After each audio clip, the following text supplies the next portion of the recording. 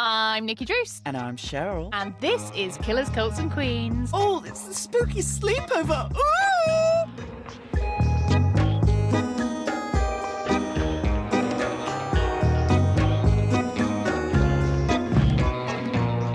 Welcome to Killers, Cults and Queens. It's time for the Spooky Sleepover. Yes, indeed. It's our weekly chat show where we catch up on this week's antics, debrief on this week's case, and dive into our rabbit holes of the week. But more importantly, Nikki Druce, how are you feeling this week? I'm doing much better, thank you. I am pretty much back on my bullshit, I think. I am... Not back on the bullshit. I'm not feeling as terrible as I did this time last week. And yeah, I'm feeling like this week is a new week. I have already given the teaser to our little alien babies who are in this record with us. But I've been saying that I've been getting some of the next episodes ready for the rest of the season, which is very exciting, isn't it? I know. We bulk recorded a load of episodes just before Nikki left for her wedding, honeymoon, nuptials, vacation, and it's just rolled round. It's like, oh, we're back in the swing of it. We're back in getting the episodes out for you all. So I'm very excited. We've got some absolute corkers coming up, but more importantly, we've got some surprises as well to keep you on your Tootsie Loos. And I think we've teased it a little bit in the end of this week's episode, but we should be having a very, very special guest joining us on Monday, which I cannot wait for. And I think it's going to be really exciting. I'm so excited and I just can't hide it. But how's your week been, Shez? What you been up to? It gets to that time of that year where people start to wind down, and I'm just like, I want to keep going. I want to keep going. So it's been a bit of a quieter week, but I always like the reset of it all. I've spoken about the reset and how it does me good. But for some reason this week, I've gone into like hibernation. I have not stopped sleeping. Well, it's definitely the time of year for it, isn't it? But I think it's also seasonal affective disorder, changing of the seasons, the time, all of that stuff. I feel like it's hit me really hard this time round. And I've been falling asleep like at 9 o'clock. And I am like a 1 a.m. fall asleep girly. I do not fall asleep at 9 o'clock. So I think I'm still a little bit jet lagged. Yeah, run with the jet lag because we don't want to be diving into anything else. No, we don't want norovirus 2.0. No, definitely don't. But today, I fell asleep at my laptop for 2 hours. Wow. That is quite impressive. Now, granted, I shouldn't have been working on my bed. I wasn't in the bed. I was on top of the bed. I see. I thought you meant like face down. I was just like, fall asleep on... Yeah. No, I was sitting with legs akimbo, sitting upright, laptop here, and I just fell asleep. And I woke up and I was like, it's 4:45 and I have to schedule these posts for the Instagram. It was probably me going, hello, here's all the posts for this week, sending them through. I hope I didn't wake from your delicious slumber. Well, no, we've got to deliver the content to the kids, so it was the perfect timing. But I have to say, your engagement, all of yous, on the socials, and more importantly, on Spotify's and whatnot, it makes our week reading your comments. So thank you for always engaging. Thank you for always being part of the family and the spaghettis. But we are so close to 1,000 subscribers on our YouTube channel. And if you didn't know already, we are now publishing all of our episodes in full length visual format for you all. And quite frankly, I'm turning looks and stunting pretty. So that's enough to come see our gorgeous faces over on the YouTube. But if you haven't already, please hit the subscribe button, because when we hit 1,000, then the only way is up, baby. So every time you comment, every time you leave us a 5-star rating, then it really does boost us up in the charts. So that's all really helpful, and it pushes us to new people. And we're on our own now. We'll be really honest with you. We're an independent podcast, so we are doing this all on our own. So any support that we can get from you would be fantastic. And thank you very much. But yeah, subscribe to our YouTube. It's a simple thing. We'd love you for it.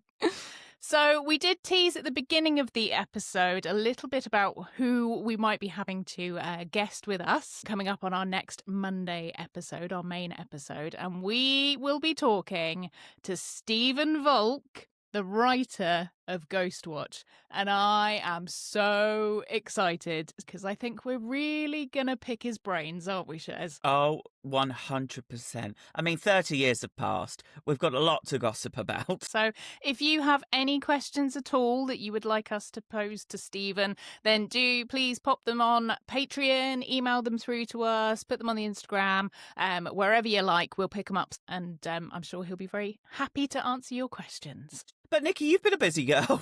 Not only have you been doing this podcast, you've been guesting on other podcasts as well.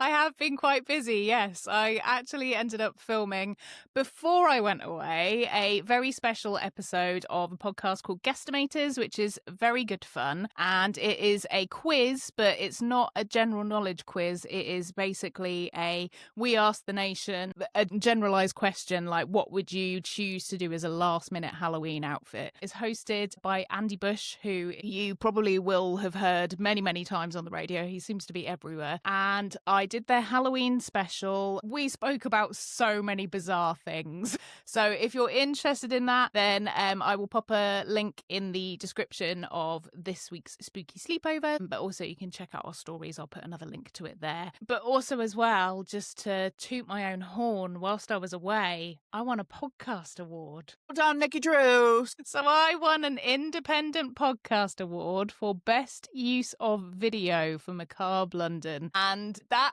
kind of shocks me because Why?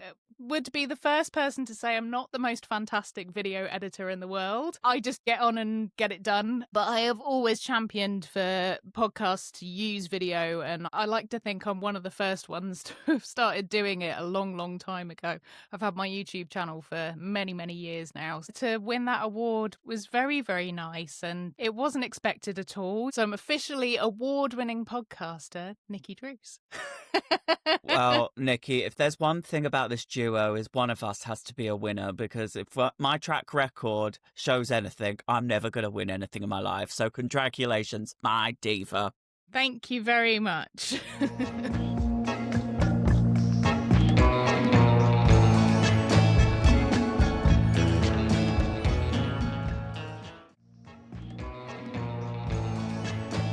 Right, shall we dive into some rabbit holes of the week, Nikki Drews? I think we definitely should, and I have a seasonal one this week, so shall I go first? Please take it away. Now, I will be 1,000% honest with you. I cannot remember if I have told this tale on the podcast before, so if I have, I'm really sorry. I will preface, Nikki did ask me, and I have no recollection. Well, it might come back to you, but if it's, it's a good enough tale that I'm going to tell it again. So it's just been Bonfire Night in the UK, or to give it its proper title, Guy Fawkes Night. A strange tradition where we celebrate a failed act of terrorism to try and blow up the Houses of Parliament by launching colourful explosives into the sky. But did you know there was an actual disaster in the same era which completely wiped out a whole village? But this time, Queen Elizabeth I's boyfriend was responsible. But first, a little history lesson on the Tudors and their love of fireworks. You know I love the Tudors. So you might think that fireworks are a recent invention, but they've actually been used in the UK since the 11th century, with monks first experimenting with gunpowder, which they said in large quantities could create a flash as bright as lightning and as loud as thunder. Very, very frightening. Me, Galileo. But as the years rolled by, they became a proper spectacle, and kings and queens started employing royal pyrotechnicians to facilitate fireworks displays for special occasions and to impress visiting dignitaries. Even Shakespeare loved a good firework display and decided to have them as part of his plays. But this would lead to the Globe Theatre burning down. Oopsie. Oh dear. But one particularly notable fiery display happened in the little town of Kenilworth in the Midlands, where Robert Dudley, who owned a castle there, decided to put on a firework display for his new girlfriend, Elizabeth I. Now, Elizabeth was a difficult woman to impress. She was the Queen of England, after all, and so Robert decided to throw a festival of fire for his red-headed queen. all very romantic stuff. There would be fire-breathing dragons and cannons loaded with lots of gunpowder and a firework display to rival all others. So Elizabeth arrives and the display starts and it's all going swimmingly. The dragons are breathing fire and fighting, and fireworks are shooting into the sky. But then the cannons go off. What they hadn't accounted for was the fact that the cannons were so full of gunpowder that it acted as a projectile and rained down fire onto the adjoining village, setting fire to the thatched cottages. The majority of the village burned down, and at least one person died. Now, Robert had spent all his money on putting on this display, so when the villagers came knocking for compensation, guess who had to cough up? His new girlfriend. So Queen Liz ended up spending out the equivalent of around £1 million to fix the damage. Now, Elizabeth was incredibly pissed off, and so Robert had to grovel to her, eventually building her a castle at Kenilworth on the same site as his, which is still partially there to this day. So the moral of this story: don't try and show off to your new partner when it involves potentially dangerous materials, or else your relationship could end up being all fizzle and no bang. Wow. Okay, well, first things first, I'm the realist. Secondly, I would like to preface that I am not a fan of Bonfire Guy Fawkes Night. Is that because of Bosley? Well, one, I don't like being outdoors. Two, I don't like being outdoors when it's cold. Mm-hmm. Three, I think it is just sometimes a chance for guys with small cocks to try and find the biggest fireworks that go boom to try and compensate and piss people off. And four, I have a dog that hates it. So for 2 weeks straight, when people just like to let them off on a random Tuesday evening at 9 p.m, it just sets everything off. So I'm not a fan. I did partake in making a scarecrow Guy Fawkes when I was younger. And then when you threw it on the bonfire, I was like, can I go inside now? I'm done. I'm going to go back to watching my programs. Don't even, because that is a perfect segue into my rabbit hole. But how do you feel about Guy Fawkes Bonfire Night? I like getting all cozy and all wrapped up warm to go out and watch the displays. And, you know, there's the display that we went to this year. We're quite lucky that there's one very, very nearby to us. And it went on for a bit too long, in my opinion. Ugh. Yeah, I was a bit bored by the end of it. 5 minutes for a firework display is fine. I don't need 15 minutes of fireworks. 5 minutes is all right. 15 minutes of fireworks. Yeah, No, it went on for ages. Door, even though we're outdoors, I'm off. Yeah, it went on for a very long time. But yes, I do feel very sorry for people that have pets that suffer with the bonfire night problems. And I am very lucky that my cat could not give less of a shit if she tried. Doesn't You're care. lucky. Yeah, we're so lucky. So I've been very, very lucky that I've not had a pet that is stressed by them. If we kept them all to one night and that's it and it's done, fantastic. But yeah, other than that, I don't know. It was literally 2 weeks of like a Wednesday afternoon at 4 p.m. when the sun went down. Go boom! I was like, Yeah. pissed off. Yeah. And they genuinely felt like somebody had let one off outside our front house. It was that loud. And I was like, nah, I'm going to get arrested. Not for setting off illegal fireworks, for knocking somebody out. Yeah, that's fair enough. But let's bring you inside, get you warm, get you away from that stinky bonfire, and let's plonk you down in front of the telly, because I believe that you want to talk to us about something you've been watching. Oh, yes, indeed. Now, look, my friends have been rinsing me mercilessly because every time they call me, every time they try FaceTime me, I don't pick up. Why?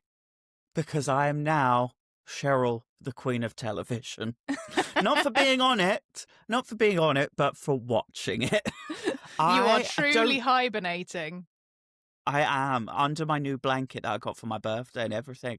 Ooh. No, I don't know what it is that makes me love you so. But I don't know what it is that has shifted in my psyche at the moment to really just be into television. But I cannot get enough of watching TV series. And I am very late to the game with a lot of these TV series, but a very recent one on the Netflix that has just dropped, a case that we have covered, the butcher of Plainfield, Mr. Ed Gein. And I shouldn't be saying it so happily, but yeah, the Monsters series created by Ryan Murphy on Netflix. I binged that through and through. And I tell you why I could not stop watching is because I was so fascinated from learning the case via this podcast that was so intrigued to see how they would bring that visually to life. Was it traumatizing? Yes. Was it dark as hell? Yes. Was it a swift escape from Grey's Anatomy and Desperate Housewives? Quite so. But did I enjoy it? I actually really did. I've heard that it's got mixed reviews because the fact that it's not truly entirely faithful to the original case. But, if you're making a dramatization, that's what it is. It is a dramatization. And I know there's a lot of controversy around people turning true crime into entertainment. But here we are on a podcast talking about true crime that is Well, entertaining. we do that. But no, Exactly. I think we all have to take everything with a pinch of salt. Obviously, if you are so fascinated by the case and you want to go back and listen to our episode in season 2. But Yeah. I have now begun the rabbit hole of all the series. And yesterday, I watched all 9 episodes of the Lyle and Eric Menendez case. With that case, I don't know too much about it, but there's some things that I now know about it that were revealed to me by friend of the show, True Crime Caitlin, when we were having a chat one evening over a drink, that I now understand that I didn't know beforehand, which is all of the abuse allegations surrounding the case. So I didn't know about that. So I will be going into watching that at some point because I don't currently have Netflix. I do one streaming service a month or one streaming service every 3 months because there's enough for me to get through, so I tend to just have the one streaming service at the moment, and Netflix is not the one. I'm on Hey You at the moment. Yeah, well, I looked after our Nikki Drews and gifted her a Hey You subscription for her birthday. Exactly. So I wanted her to enjoy every single second of Real Housewives of Salt Lake City with And I'm still watching it. And I'm so, so proud. But for those that are interested and want to dive into this world with me, just the top notes about the Menendez brothers. Lyle and Eric Menendez gained notoriety for murdering both of their parents, Jose and Kitty Menendez, in their Beverly Hills home in 1989. Now, they claimed that years and years of abuse drove them to kill them, but were ultimately convicted of first-degree murder after a second retrial in 1996 and were later sentenced to life in prison without parole. So I finished this series and I went, right, this was 1996. We're now approaching 2026. So that's 30 years have passed.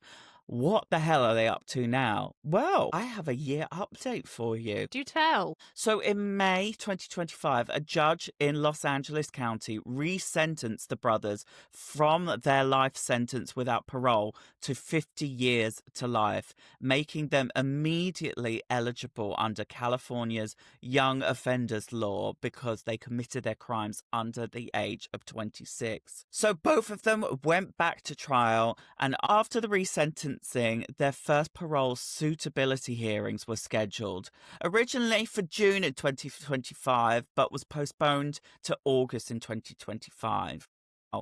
Eric was denied parole on August 21st, 2025, and was told he would have to wait at least 3 years for his next hearing. Lyle Menendez hearing occurred August 22nd of 2025, and he was likewise denied parole. Now, even though they're eligible for parole, other hurdles remain. The California Board of Parole must find them suitable, i.e. no unreasonable risk to public safety, and then the governor may have to act on clemency or release. So they've got quite a few hurdles. They have done 30 years.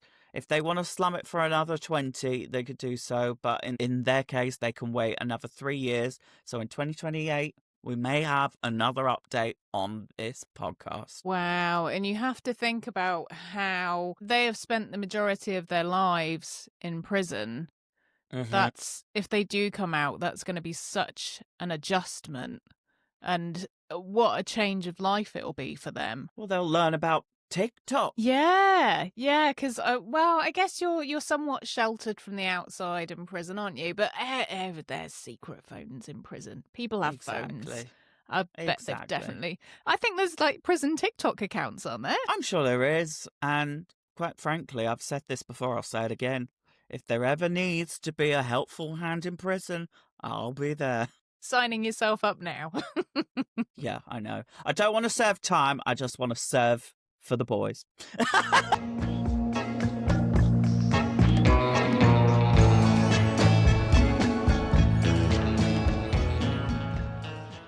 Well, that's it for now, divas. Remember, you can get in touch on Instagram at Killers Cults Queens and come and see us over on YouTube at Killers Cults Queens, where we're now publishing our episodes in video format every single week. And if you want to get your mitts on season 4 early, then make sure you join us over on Patreon at patreon.com/Killers Cults Queens, where we get you the episodes one day early, ad-free, and all the juicy goss. And if you've got a bit more to say, then join us over on our emails. Slide on in at killerscultsqueens@gmail.com. See you next time, and don't be a killer or join a cult. Just serve it for the Divas prison. No, I'm joking. Just be a queen. Goodbye. Bye. Wow, wow, wow.